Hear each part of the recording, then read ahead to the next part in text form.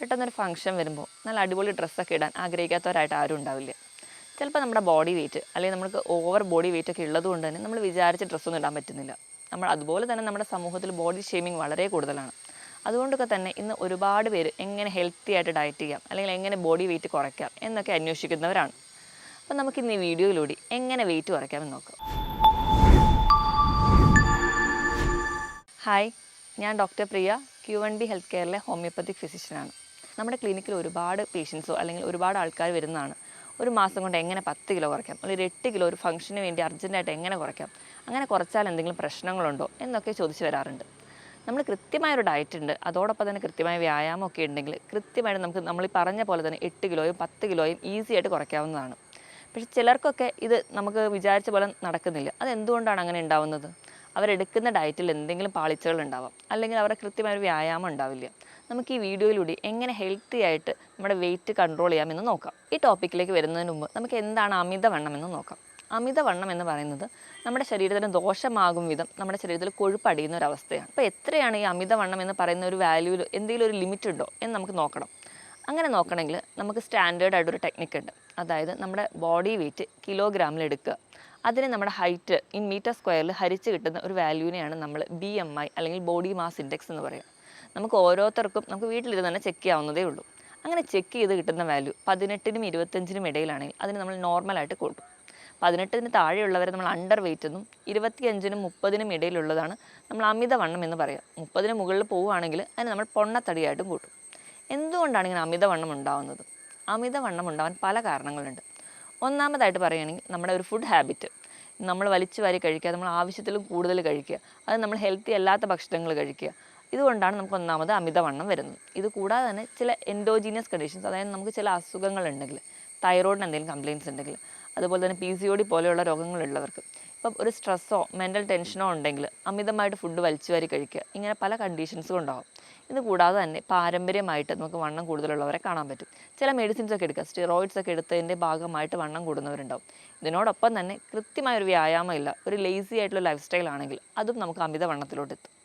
ഈ ഒരു കാരണങ്ങളൊക്കെ നമുക്ക് അറിയാമെങ്കിലും നമ്മളാരും വലുതായിട്ടൊന്നും നമ്മുടെ ശരീരത്തിനെ പറ്റി ആലോചിക്കാറില്ല.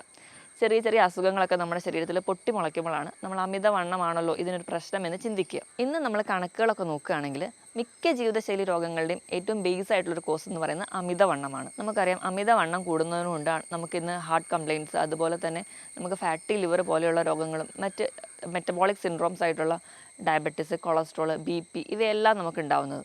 ഇവയെല്ലാം ഒരു ഫൈനൽ റിസൾട്ട് എന്ന് പറഞ്ഞാൽ നമുക്കൊരു കംപ്ലീറ്റ് ഹാർട്ട് ഫെയിലിയറിലോട്ടൊക്കെയാണ് എത്തുക. അപ്പോൾ നമ്മൾ നോക്കുകയാണെങ്കിൽ ഇന്ന് ഒരു മധ്യവയസ്കരെ മാത്രമായിരുന്നു ഒരു മുൻ കാലഘട്ടത്തിൽ ഈ അമിതവണ്ണം എന്നൊരു പറയുന്ന പ്രശ്നം അലട്ടിയിരുന്നത്. പക്ഷേ ഇന്ന് കുട്ടികൾ തൊട്ട് അമിതവണ്ണമുണ്ട്. അതുകൊണ്ട് തന്നെ PCOD പോലെയുള്ള പ്രശ്നങ്ങൾ നമ്മൾ സ്ത്രീകളുടെ ഇടയിൽ വളരെ കോമൺ ആയിട്ടും കാണുന്നുണ്ട്. ഇതൊക്കെയാണ് പ്രധാനമായിട്ടും അമിതവണ്ണത്തിൻ്റെ കാരണം. നമുക്ക് എങ്ങനെ അമിതവണ്ണം നിയന്ത്രിക്കാം, അല്ലെങ്കിൽ അതിൻ്റെ മാനേജ്മെൻറ്റ് സൈഡിലോട്ട് വരികയാണെങ്കിൽ നമ്മൾ ഏറ്റവും ബേസ് ആയിട്ട് പറയേണ്ടത് ഒന്നാമത് നമ്മുടെ ഭക്ഷണ നിയന്ത്രണം, രണ്ടാമത് കൃത്യമായൊരു വ്യായാമമാണ്.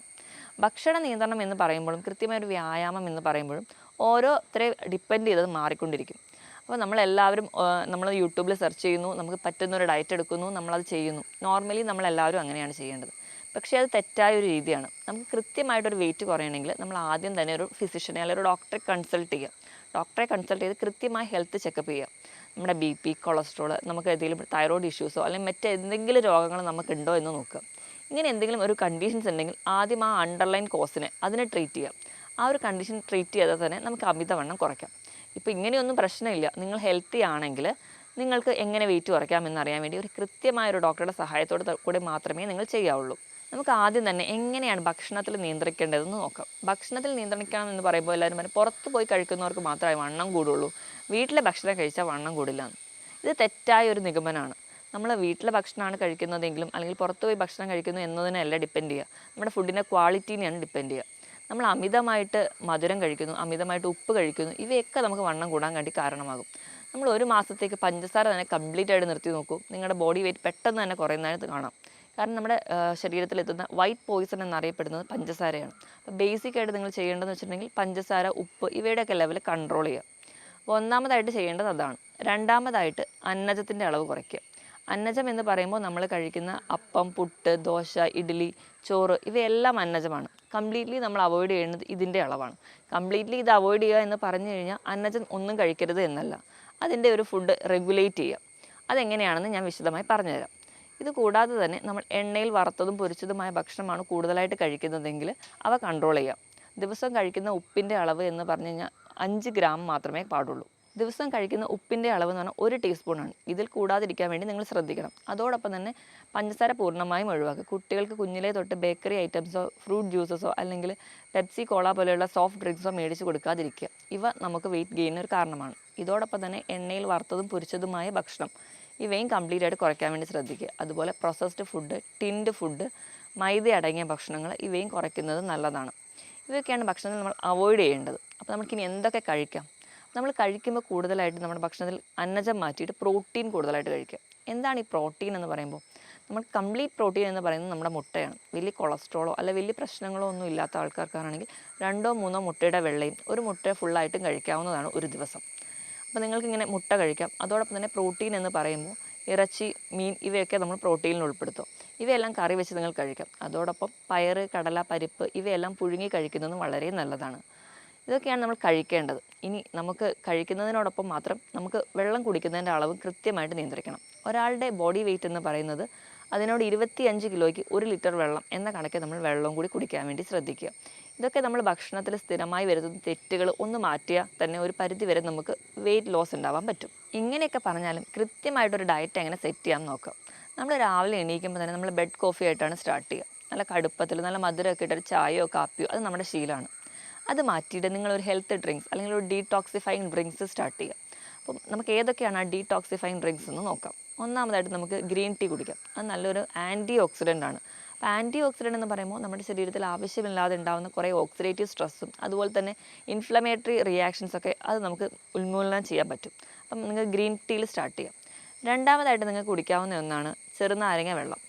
ചെറുനാരങ്ങ വെള്ളം കുടിക്കുമ്പോൾ നിങ്ങൾ ശ്രദ്ധിക്കേണ്ടത് എന്താണെന്ന് വെച്ചിട്ടുണ്ടെങ്കിൽ സ്ഥിരമായിട്ട് കുടിക്കാതിരിക്കാൻ വേണ്ടി ശ്രദ്ധിക്കുക. നിങ്ങൾക്ക് ഞാൻ നേരത്തെ പറഞ്ഞതുപോലെ നിങ്ങൾക്ക് ഫംഗ്ഷന് പോകാണ്ട് ഒരു 8 കിലോ കുറയ്ക്കണം വെയിറ്റ്. എന്നാലും നിങ്ങൾ വിചാരിച്ച ഡ്രസ്സ് ഇടാൻ പറ്റുള്ളൂ. ഇങ്ങനെ എമർജൻസി ആയിട്ട് വരുന്ന ഒരു യുദ്ധകാലാടിസ്ഥാനത്തിൽ വരുന്ന ഈ ഒരു കണ്ടീഷൻസിന് വേണ്ടിയിട്ട് നിങ്ങൾക്ക് ചെറുനാരങ്ങയുടെ വെള്ളം കുടിക്കാം. അതെങ്ങനെയാണ് പ്രിപ്പയർ ചെയ്യേണ്ടതെന്ന് നോക്കിക്കഴിഞ്ഞാൽ 1 ലിറ്റർ വെള്ളം എടുക്കുക.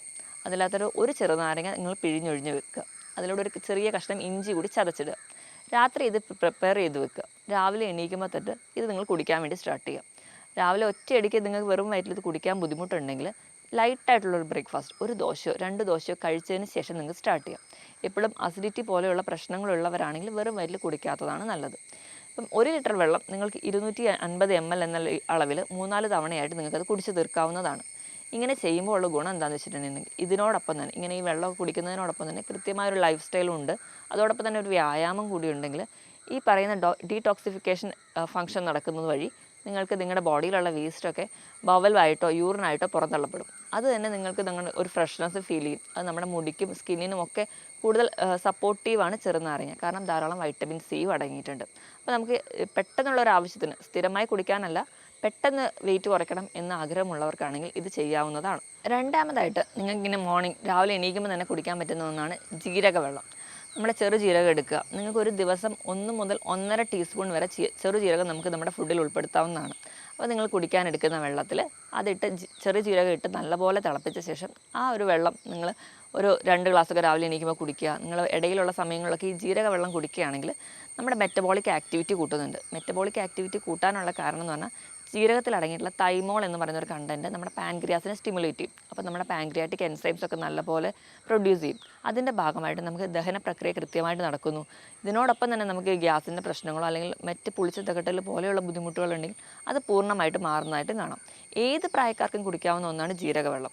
അപ്പോൾ നിങ്ങൾക്ക് സ്ഥിരമായിട്ട് അങ്ങനെ ചെയ്യുകയാണെങ്കിൽ നമുക്ക് ഒരു പരിധി വരെ നമുക്ക് ആവശ്യമില്ലാത്ത ഫാറ്റൊക്കെ ഉരുകി പോകുന്നത് കാണും. പ്രധാനമായിട്ടും നമ്മൾ ഈ ജീരകവെള്ളം കണ്ടിന്യൂസ്ലി കുടിക്കുകയാണെങ്കിൽ നമുക്ക് തന്നെ അനുഭവിക്കാവുന്ന ഒന്നാണ് നമ്മുടെ വയറിൻ്റെ ഇടിപ്പ് അല്ലെങ്കിൽ അടിവയർ പോലെയുള്ള ഭാഗങ്ങളിലുള്ള മസിൽ ഫാറ്റ് എന്ന് പറഞ്ഞാൽ കുറച്ച് സ്റ്റിഫ്നാണെങ്കിൽ അത് ഒന്ന് ലൂസ് ആവുന്നതായിട്ട് നമുക്ക് തന്നെ ഫീൽ ചെയ്യാം.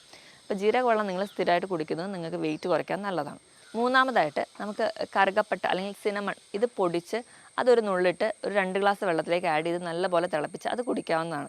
എംപ്റ്റി സ്റ്റൊമക്കിൽ കുടിക്കുന്നതുകൊണ്ട് യാതൊരുവിധ ദോഷവുമില്ല. ഇതും നമുക്ക് എക്സ്ട്രാ ആയിട്ടുള്ള ഫാറ്റ് ബേൺ ചെയ്യുന്നതായിട്ട് കാണാം. അതോടൊപ്പം തന്നെ നമ്മുടെ ബോഡി വെയിറ്റ് കുറയുന്നതിനോടൊപ്പം തന്നെ ഇൻസുലിൻ റെസിസ്റ്റൻസ് എന്ന് പറഞ്ഞ ഒരു കണ്ടീഷൻ നമുക്ക് ഉണ്ടാവാറുണ്ട്. അതായത് പ്രമേഹം, ടൈപ്പ് 2 ഡയബറ്റീസ് ഉള്ളവർക്ക്, PCOD പോലെയുള്ള കണ്ടീഷൻസ് ഉള്ളവർക്ക്. അപ്പം ഈ ഒരു കണ്ടീഷൻ നമുക്ക് കുറയുന്നതായിട്ട് കാണാം.